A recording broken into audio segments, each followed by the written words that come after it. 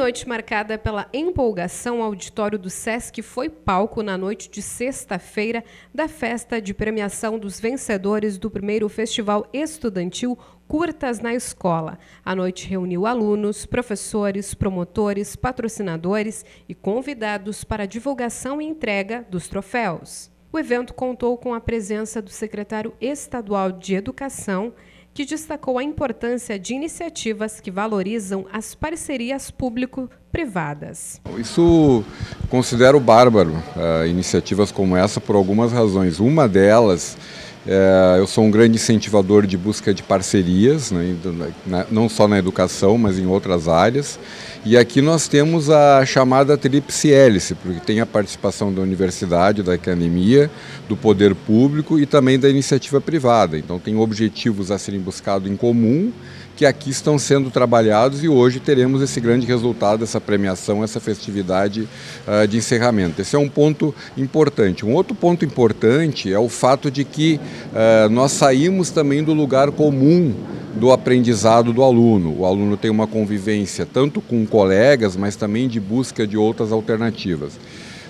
O futuro, principalmente para o aluno que nasceu aí pelo ano 2000 para cá, então que tem 17, 18 anos para menos, é um grande ponto de interrogação. A tecnologia, a ciência, a renovação, ela é muito rápida, basta nós olharmos no nosso bolso, na nossa bolsa, e vermos o celular que hoje nós temos e pensarmos naquele que a gente tinha 3, 4, 5 anos atrás, o quão diferente ele era. Então, a renovação, a inovação, a tecnologia é algo que nós não temos um controle, mas aquele aluno que, além de poder se atualizar em termos tecnológicos, também ter essa noção de coisas lúdicas, de coisas importantes, que envolvem cinema, que envolvem participação, que envolvem convivência, que envolvem desenvolver projetos, com certeza terá uma atividade mais tranquila, independente daquilo que ele vai fazer no seu futuro. Então, casa projetos como esse com o futuro que esses alunos que hoje participam terão que enfrentar no amanhã, que é esse grande ponto de interrogação. Com o auditório lotado, alunos vibraram ao receber cada um dos seus 46 troféus entregues em reconhecimento ao trabalho realizado nas escolas. Após a premiação, promotores e convidados foram recepcionados em um coquetel oferecido pelo Jornal da Manhã. O primeiro Festival Estudantil Curtas na Escola é uma promoção do Jornal da Manhã com o apoio do Sesc e patrocínio da Unimed, Esponquiado, Soberana e Sicredi.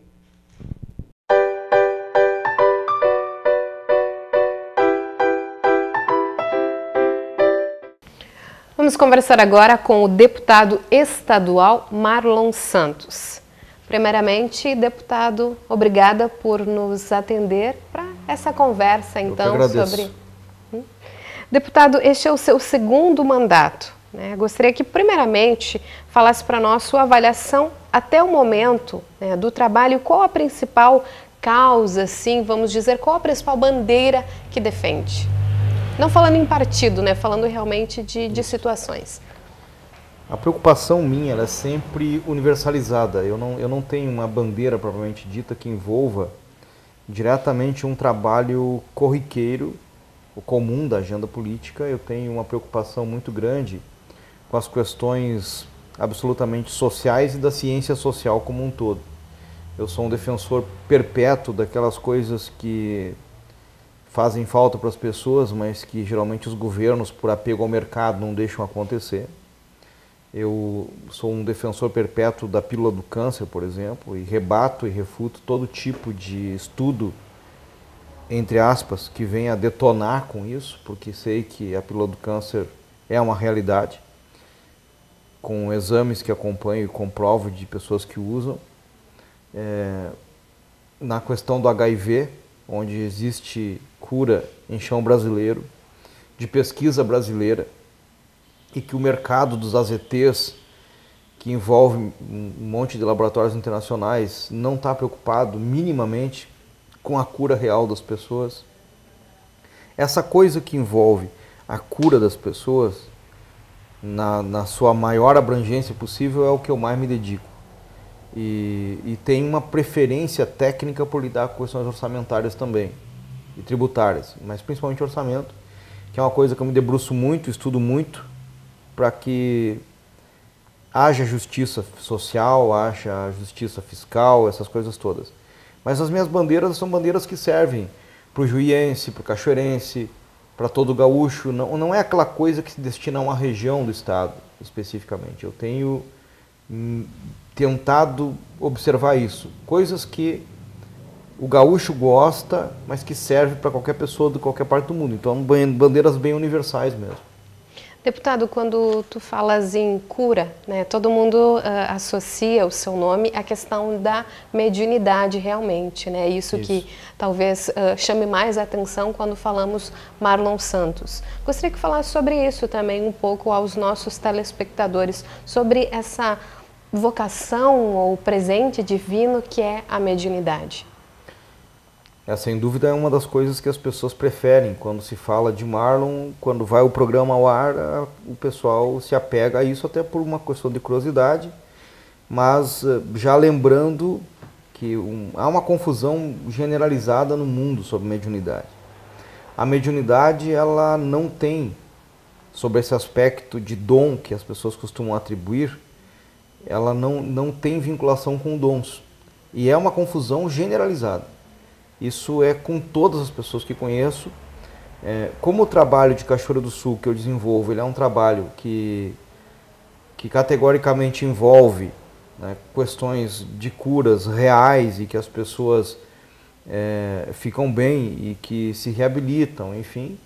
Isso passa a dar para o médium áreas de divindade. Então as pessoas começam a atribuir ao médium aspectos religiosos e divinos, mas na verdade não tem a ver uma coisa com a outra. A mediunidade, o médium, ele só é dono de um passado que envolve outras vidas e que são questões kármicas dele, e nessa passagem, com certeza, todos os médiuns que eu conheço e que irei conhecer, todos têm a mesma situação, que é, através da mediunidade, resgatar problemas. E não que o médium seja alguém especial para Deus, ou mais especial que os outros, que tem um dom destinado por esse Deus, e que esse dom destinado por Deus, em tese, estaria a beneficiá-lo. Não é assim. A mediunidade é uma forma de resgate, ela é dívida, ela não é dom, e o pessoal tem que saber disso, porque divinizar o médium é um risco muito grande. Primeiro porque vai frustrar a expectativa de quem for para ser atendido. Porque vai chegar lá e vai ver que o médium em si é um ser humano simples, comum. Mas o trabalho que envolve o médium, ele não pode ser a medida do médium. A medida do trabalho é bem mais profunda e maior. O médium tem uma medida igual às outras, é a média mundial brasileira, não muda nada. Em QI, tamanho, espessura, jeito, não muda nada. Ocorre também que, claro, que a moral do médium influencia sobre o trabalho. Mas nenhum médium tem uma super moral, pelo menos os que eu conheço, não. Prova disso é que não é dom. Porque se fosse dom, eu acredito que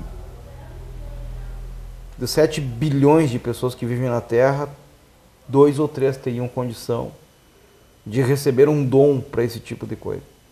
Na verdade, todos, através desse trabalho, resgatam dívidas. Aquelas coisas que a gente faz, que são impensadas ou que são truculentas e que devem ser resgatadas um dia ou outro. A mediunidade é só para isso. E aqui eu já tiro uma grande dúvida do pessoal da região, que muitas vezes confundem mediunidade com dom. Então tem alguns que falam mais ainda, o dom da mediunidade. A maioria, acredito que a maioria das pessoas falam dessa forma. Deputado, unindo então essa questão da mediunidade e também o fato de ser deputado, gostaria que falasse para nós sobre os problemas que nós vivemos hoje, não apenas no estado do Rio Grande do Sul, mas no Brasil, que é uma questão política, uma crise política, econômica, segurança pública. Por que isso está acontecendo, deputado? Como vês, assim, tanto na questão, tentando unir um pouco, acho que é difícil separar o Talvez deputado o médium adivinhe e o o que está médium. acontecendo. Não digo adivinhar, mas eu digo relação a como deputado mesmo, né? Mas a percepção mas eu digo que é sobre isso, difícil separar, né? Não tem como separar o deputado do médium. É uma pessoa só, né? Isso aí. O Brasil está vivendo um momento que a corrupção ela veio à tona. A fase é transitória, a corrupção é antiga. E o político bom, estão tentando ajojar o político bom nesse tipo de rolo. Mas nós temos muito mais políticos bons do que políticos ruins no Brasil. O que acontece é que o político bom ele não está sendo considerado. E o político ruim, por questões de marketing editorial muitas vezes, ele ocupa primeiramente todas as páginas, porque as pessoas gostam de saber o que seus líderes escolhidos estão fazendo. Mas as pessoas não podem confundir achando que aquele líder que foi apontado fazendo um monte de besteira, que aquilo ali pode se esparramar para os outros. Eu sei porque quase fui vítima disso há poucos dias. Que é quando um repórter resolve achar que porque tu tem cargos como político, nada presta, tu não presta e o teu pessoal que trabalha contigo não presta. Não é assim. Se houver trabalho para as pessoas e elas estão trabalhando na política, elas não serão enxergadas. Então nós temos que saber afastar o joio do trigo. Isso eu sei fazer muito bem. Agora, de uma questão mais profunda do Brasil, sobre a corrupção, o que se pode dizer é que o brasileiro ele está tomando o veneno que ele semeou, que ele distribuiu. Por que eu digo isso?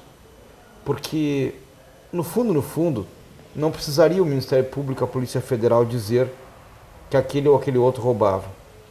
Isso já era uma coisa conhecida. Só que uma grande parte das pessoas não tem essa condição policialesca de chegar e prender e fazer acontecer. Mas o erro está exatamente em, ao longo da vida desses principais políticos envolvidos, todos eles sempre deram a entender aqui ou ali ou acolá, que estavam metendo a mão na massa. Estavam metendo a mão no bolo.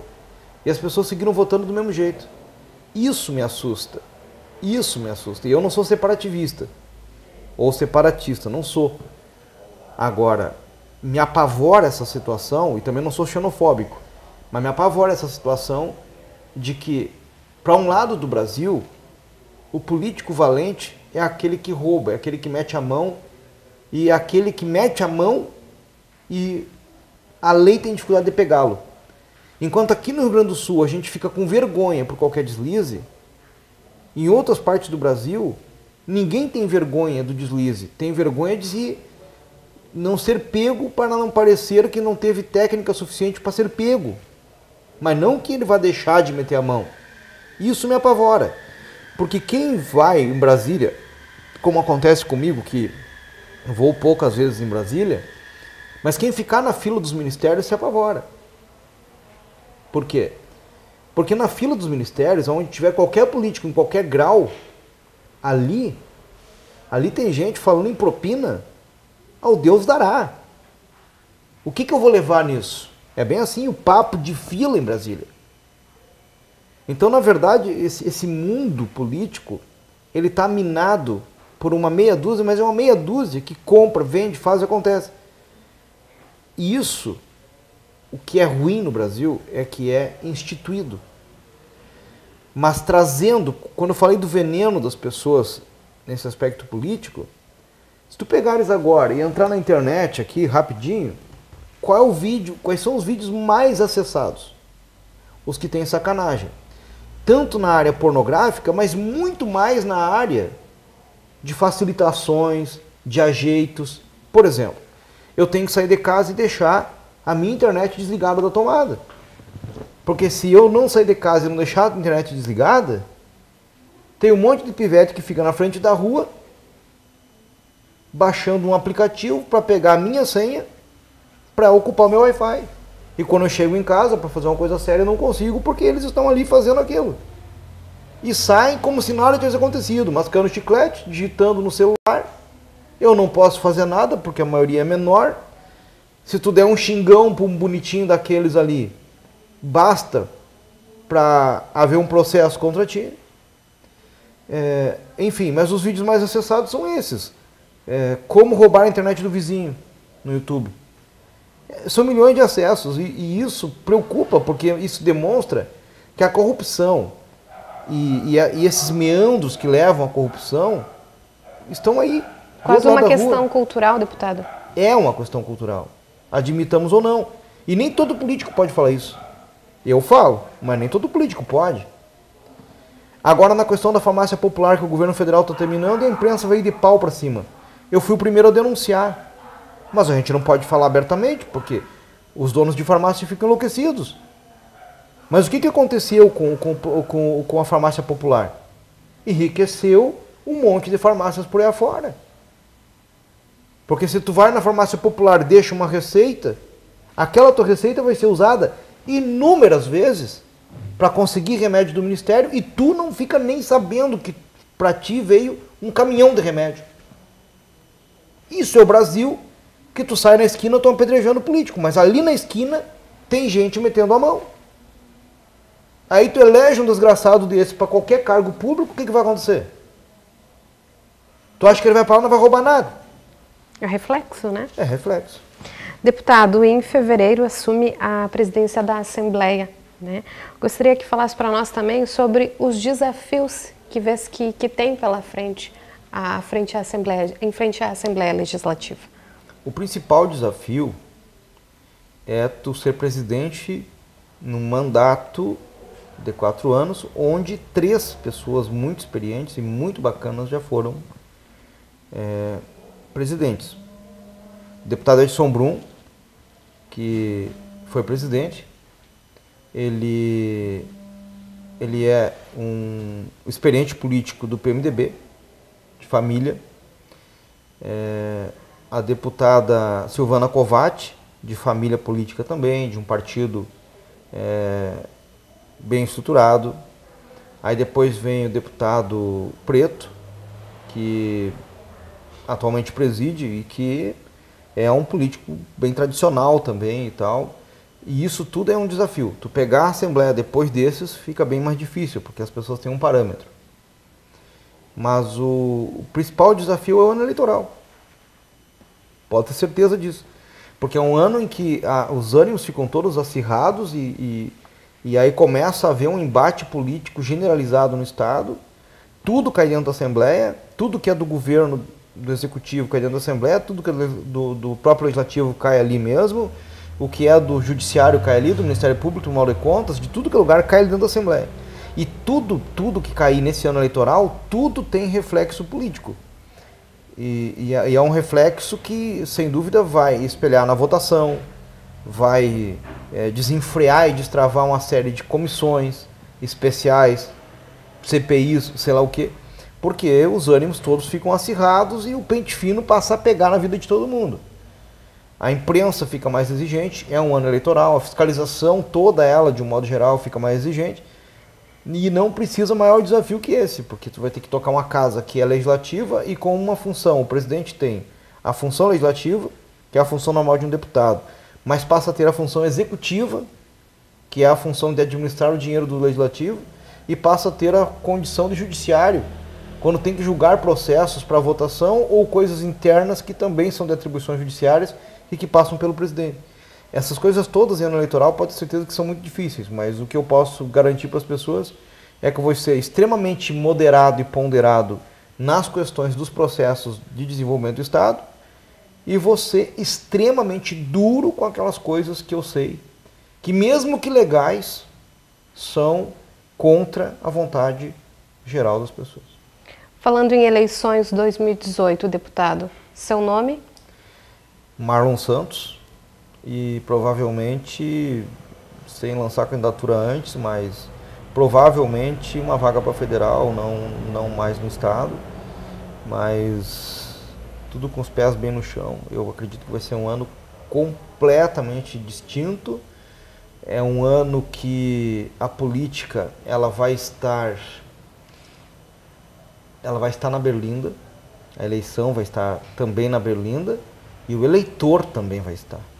Porque mais do que nunca no Brasil, independentemente de época que o Brasil tenha vivido desde a colônia, desde a época da colonização, o brasileiro nunca teve tanta responsabilidade como vai ter agora. Ele vai ser o juiz e o mentor. E aí eu quero ver. Eu quero ver o que o brasileiro vai fazer nesse episódio. Que a responsabilidade passou a ser dele. Porque a salvaguarda do voto, qualquer juiz respeita. Quando se põe, né, sem citar nomes, mas políticos que perdem o mandato aqui ou ali, ou tem pedido, suspeição e tudo mais, por que ministros do STF, do STJ, desembargadores respeitam o mandato? Porque não é brinquedo. Você ter a representação de milhares de pessoas e um juiz chegar ali numa canetada só e te tirar o mandato. Porque o mandato é muito respeitado dentro do sistema democrático. E as pessoas têm que acostumar com isso. E a responsabilidade agora, ela vai cair direto no lombo do brasileiro e do gaúcho. Essa é a minha ponderação. Eu não estou dizendo aqui um voto em mim, jamais eu faria isso. Porque nós temos muita gente boa que vai concorrer aí. E nós temos que saber conduzir esse processo. O único pedido que eu faço é o seguinte: cuidado com aquele que tem um sorrisinho de orelha a orelha, porque esse aí... Eu não acredito em político que vive sorrindo demais. É muita dor de cabeça no Brasil para nós ter políticos que não reflitam. Vamos votar naqueles que a gente olha assim para a cara deles, esse cara aqui pensa. Já é um bom começo. Perfeito. Muito obrigada pela sua atenção, deputado. Eu que agradeço. Essa foi a entrevista com o deputado estadual Marlon Santos. Com essa entrevista com o deputado estadual Marlon Santos, nós encerramos o Jornal da TV Juí de hoje. Uma boa noite a todos.